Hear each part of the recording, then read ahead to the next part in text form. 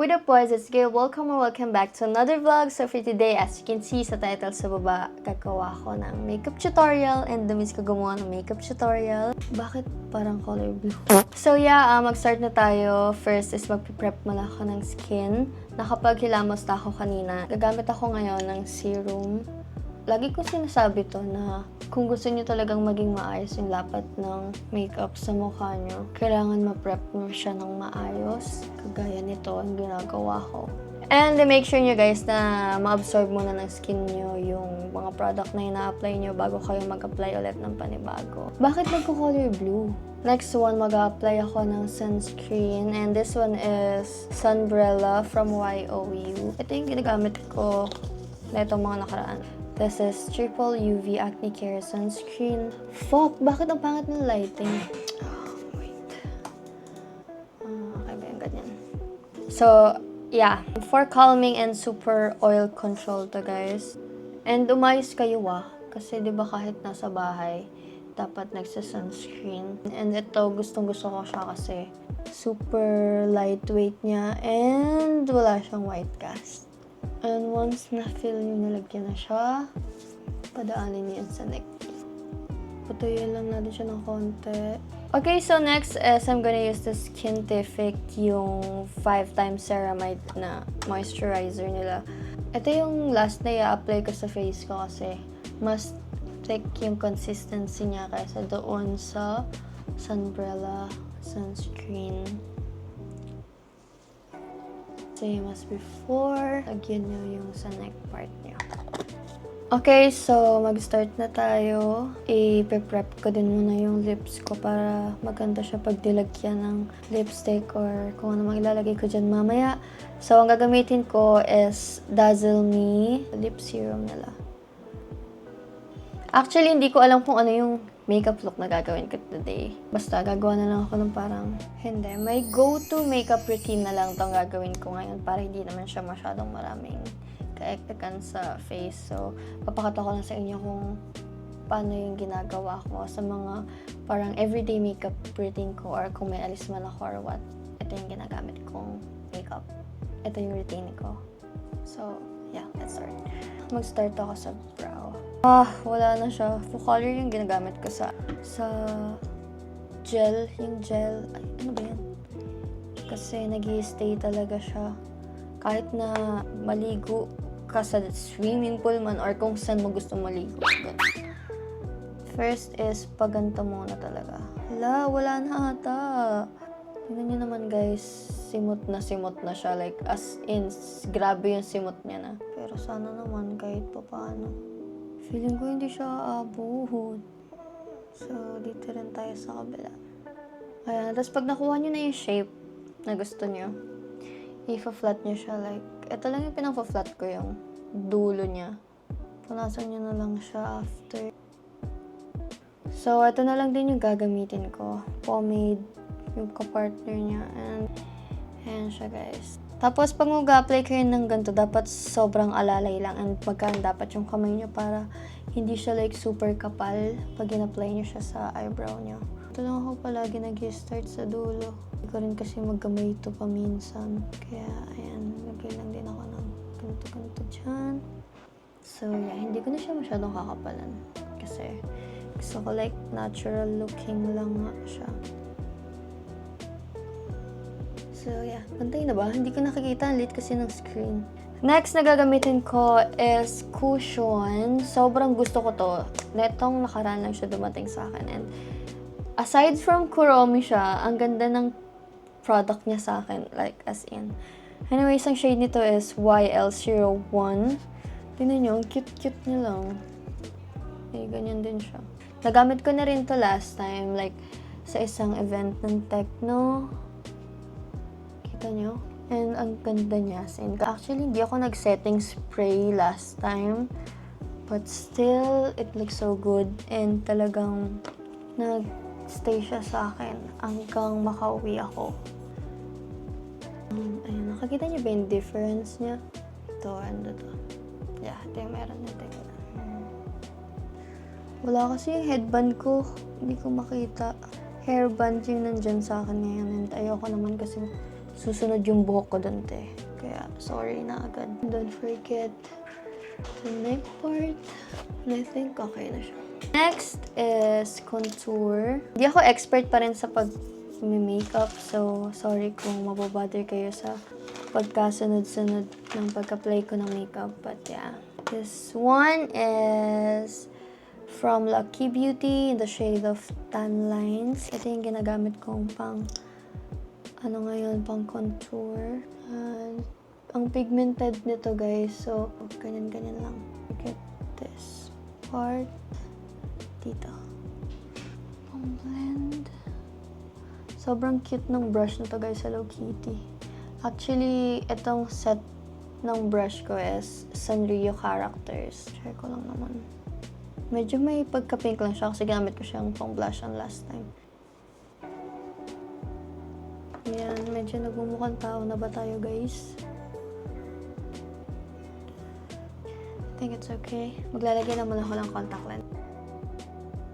Sino yung mga OG na nanonood sa akin? Like, mag-comment nga kayo kasi may ginawa ba akong vlog about sa first time kung magsuot ng contact lens. Tapos talagang maluwa-luwa ako. Kasi hindi ko alam kung tama ba yung pagkakalagay ko or nasundot ko ba talaga yung mata ko. Mga ganun ba. Tapos guys, tip ko lang sa inyo, if mga first timer kayo mag-wear ng contact lens, pag pumipikit kayo, tapos sumasabay siya, like sumasama siya pag ganun, it's either baliktad siya or may dumi yung contact lens niyo. So, kailangan talaga nililinis niyo siya. Anyways, proceed na tayo sa eyeshadow. Actually, naglagay naman ako ng konti kanina. This one is from EC. Maglalagay lang ako ng brown, like dito sa gilid, para ma-enhance nilang yung eyes ko. And also sa kabila. Yan. And damay na rin natin to para pantay. Next one is blush on. I'm gonna use this Lucky Beauty in the shade of Fling. Sobrang pigmented din nito, guys. Kaya, tignan nyo. Ganyan lang din muna yung ilalagay ko before. Kasi, nagkakaroon na siya agad ng See? Meron na siya agad. Tapos, pag hindi pa ako satisfied sa blush on ko, maglalagay na lang ako ulit. Tansya-tansyahan lang kasi nga, ang pigmented niya, te. Go. Maglalagay na ako ng eyeliner. So, this one is from Flormar. Waterproof eyeliner. So, maglalagay lang muna ako dito sa taas. So, ayan na siya. Next is eyeliner before ako maglagay ng lashes. This one is from Flormar din. Grabe, sobrang niya. Like, wait lang, magfo-focus lang ako, hindi mo lang ako masasalita.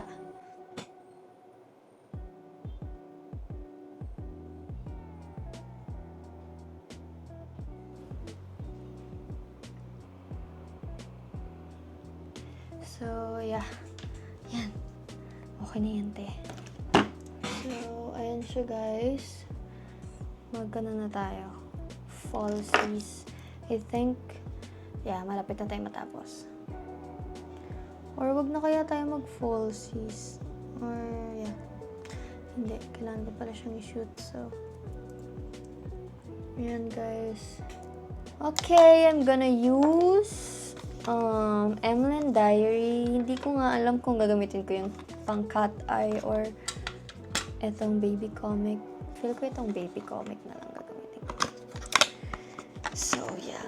Sobrang dali lang gumamit nito, guys. Like, as in, sanay na rin ako sa kanya. At saka, mabilis siyang gamitin. Anyways, yung mga product pala na ginamit ko, lahat yan sponsored. Yung iba, talagang bumibili na lang ako pag naubos na yung stock ko, ganito ganyan, tapos nagugustuhan ko sila. Luckily, lahat talaga ng mga napapadala sa akin and talagang pinapromote ko sa TikTok or sa kung saan mang account yan. Maganda talaga siya, kaya yun na rin yung ginagamit ko kasi bakit pa ako bibili kung meron naman ako. Pag medyo natuyo-tuyo na siya, Tsaka niya na siya ilagay sa lashes niya. Di ganun. Ayun o, diba? Kumapit agad siya. Anyways, tatapusin ko lang siya. And balik agad ako sa inyo pag tapos ka na yung lashes ko.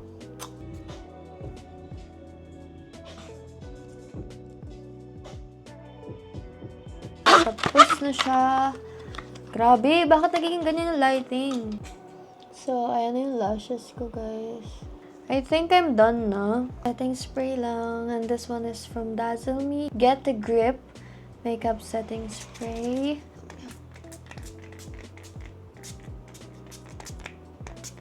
So, yeah, patayin ko lang siya konti. Isa-set ko na siya using the powder para mas mag-stay siya. Maglalagay na ako ng highlighter. This one is from Lucky Beauty. And in the shade of Rose Quartz. Yan yung brush ko pang highlighter. Cute. Dito. And tanan. And then dito sa taas. Nakikita niyo ba? Yeah, nakikita niyo siya. Din sa kapila. Also the nose. Para mas ma-enhance yung contour niya dyan. Ganun ba? Okay, so I'm gonna use Focallures matte lipstick.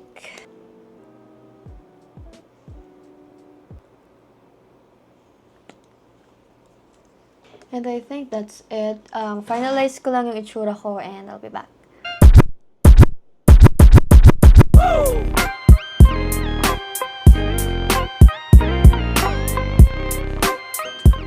Anyway lang guys, that's it for today's video. Thank you so much for watching. Sana kahit paano na-enjoy nyo tong vlog na to. Kahit super chill lang siya. I mean, itong makeup tutorial. Kung may content suggestion po kayo, comment nyo lang yan sa baba and i-check ko. So, para yun, connected pa rin ako sa inyo and makita nyo yung mga gusto nyong videos na mapanood sa YouTube channel ko. So, yeah. Bye everyone. Kita tayo sa next na video na i-upload ko. Peace!